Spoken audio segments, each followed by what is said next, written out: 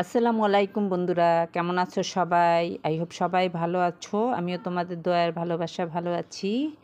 এই তো সকাল নাস্তা খেয়ে একটু বাজারে গিয়েছিলাম। দেখো কি বাজার নিয়ে আসলাম। ধইনাপাতা না জানি, ধইনাপাতার বড় বড় গাছ। দেখো এক একটা কত বড় বড় পাতা। দেখো আজকে মনে হয় অল্প একটু ধইনাপাতা দিয়েছে। 20 টাকার ধইনাপাতা। তারপরে আরেকটা ঝাঁপি নিলাম।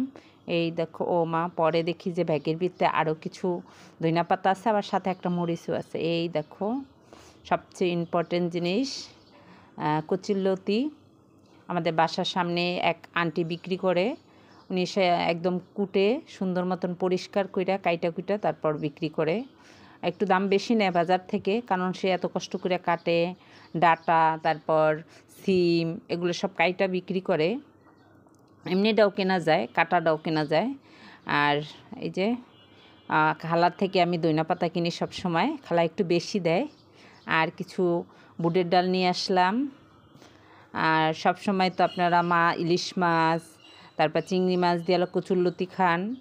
এবার আমি ইলিশ মাছ বা চিংড়ি মাছ কোনোটাই দিয়ে খাবো না, অন্যভাবে রান্না করব। কিছু বুটের ডাল নিয়ে নিতেছি। এখানে অল্প একটু বুটের ডাল কিনে নিয়ে আসছি, 250 গ্রাম।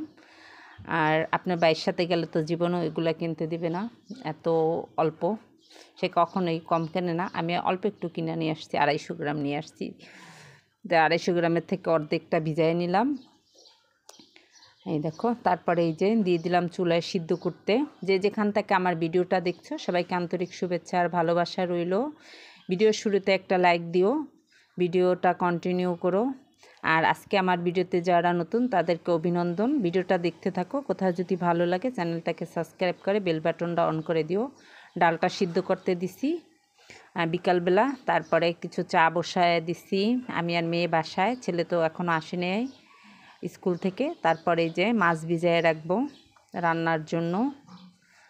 আর আমার ফ্রিজের লাইটটা নষ্ট হয়ে গেছে, এই জন্য ফ্রিজের ভিতরে দেখো অন্ধকার। এত বড় ফ্রিজ, তারপরে ফ্রিজে ধরে না। তারপরে চা বসায় দিয়ে আসলাম, দেখি চায়ের ভান্ডে ওই যে পড়ে যাচ্ছে, চা পাতি নেই।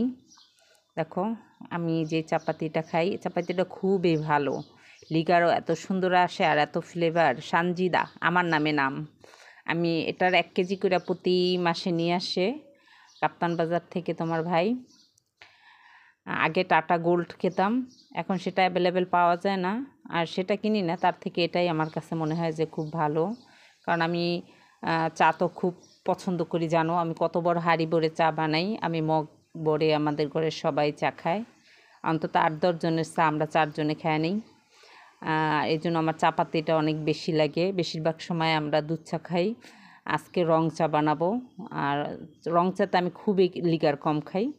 আর হলুদ মরিচ নিয়ে আসছে অনেক আগে প্যাকেটেরটা খেতাম, এখন ওই যে ইয়ার থেকে নিয়ে আসে কিনা, একদম যেখানে ভাঙায় ওখান থেকে। এই তো চাটা প্রায় হয়ে গেছে, দেখো ছেলের জন্য রেখে দিব। এই তো আমার কাপগুলা চায়ের আগের ভেঙে গেছে সেদিনকে হাতের থেকে পড়ে। তারপরে এই যে এটা আমার আগে ঘরে ছিল 4টা, তার থেকে একটা মেয়ে নামাইছে, মেয়ের কাপটাই ভেঙে গেছে। তারপরের দিন আবার আমার কাপটাও ভেঙে গেছে। মেয়ের কাপটা আমার থেকে পড়ে না, চা ঢালার পরে ফেটে গেছে, পাইরেক্সের ছিল, ফেটে গেছে। তারপর আবার 2টা নিয়ে আসছি, কিন্তু মেয়ে ওইটা পছন্দ করে নাই। ওর আগের কাপটা এইটা ছিল, কিন্তু ওর ছাপাটা নাকি পছন্দ হয় নাই। এই দেখো কি সুন্দর কালার হয়েছে। তারপরে এই যে মিনি বিস্কিট দিয়ে দিলাম। আমি কখনো এটা খাই না, এটা নাকি ডিম দিয়ে বানানো হয়, ভালোই লাগে।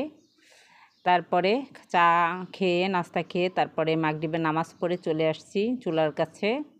তোমাদের সাথে একটা রেসিপি শেয়ার করব। সাথে দিয়ে দিলাম পেঁয়াজ, হলুদ, পেঁয়াজ বাটা, তারপর আদা রসুন বাটা, তারপর তেজপাতা দিয়ে দিলাম, জিরার গুঁড়া, লাল মরিচ অল্প করে দেই, হলুদ, কারণ এগুলো এখনও ব্যবহার করে না, কেমন ঝাল জানি না, সেজন্য অল্প দিব। আর আমাদের ঘর তো ঝাল একদম পছন্দ করে না, যা ওর আব্বু একটু খায়, সে কাঁচামরিচ খায়। তার কথা হলো ঝাল তরকারিতে কম দিব, আমার ছেলে মেয়ে খাবে, ঝাল লাগবে, কাঁচামরিচ খাবে। এর জন্য আমার শাশুড়ি একবার খুব রাগ করছে, তরকারি রান্না করে খাওয়া যায় না, একদম মরিচ না। বয়স্ক মানুষ তো, পরে বলছে যে মা বাবুদের জন্য করি, তুমি করো, একটু গরম মশলা দিয়ে দিলাম, কাঁচামরিচ খেয়ে নিও। শাশুড়ি মারা গেছে, সবাই তার জন্য দোয়া করো, আল্লাহ যেন তাকে বেঁচতে নসিব করে। আমি বেশি দিন তারে পাইনি, আমার বিয়ের 2-2.5 বছর পরে সে দুনিয়া থেকে চলে গেছে। তারপরে এই যে দেখো লতিটা, কোটার লতিটা ধুয়ে রাখছিলাম, আইনেই ধুয়ে রাখছি। আর এই যে ছোলা বুটগুলো সিদ্ধ করে নিচ্ছি, এটা আগে দিব। ছোলা বুটটা দিয়ে দিলাম। বন্ধুরা তোমাদেরকে আবার বলি, প্লিজ একটা লাইক দিও, লাইক দিয়ে ভিডিওটা কন্টিনিউ করো। আর যারা নতুন আমার চ্যানেলটাকে সাবস্ক্রাইব করে বেল বাটনটা অন করে দিও, নতুন নতুন ভিডিও ছাড়ার সাথে সাথে তোমাদের কাছে পৌঁছে যাবে, তোমরা সময় মতো দেখে নিও।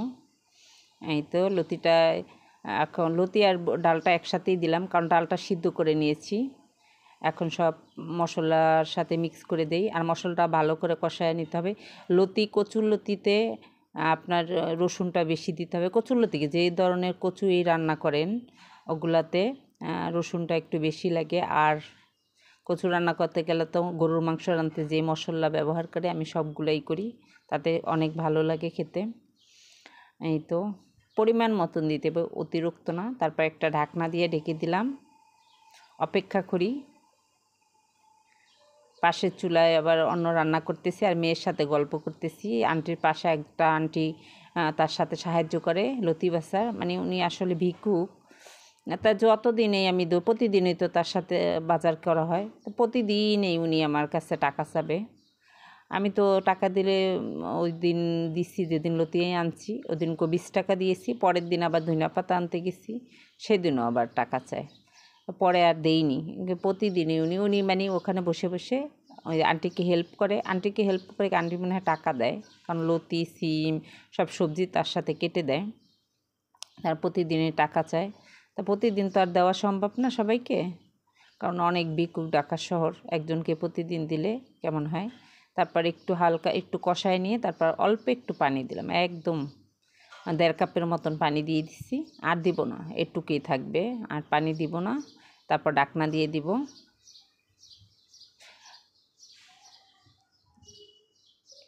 এই তো ঢাকনাটা দিয়ে দিলাম, এখন অপেক্ষা করতে থাকি। রান্না করতে এসে মাঝখানে অনেক কাজ করেছি, ঘরের টুকিটাকি কাজ করতে হয়। অনেক লাইভে জয়েন থাকি, ঘরের কাজ করি, পরিষ্কার করা, একবারে তো রান্না নিয়ে বসে থাকা যায় না। আর প্রচণ্ড গরম, গরমের ভিতরে তো আর বলা যায় না।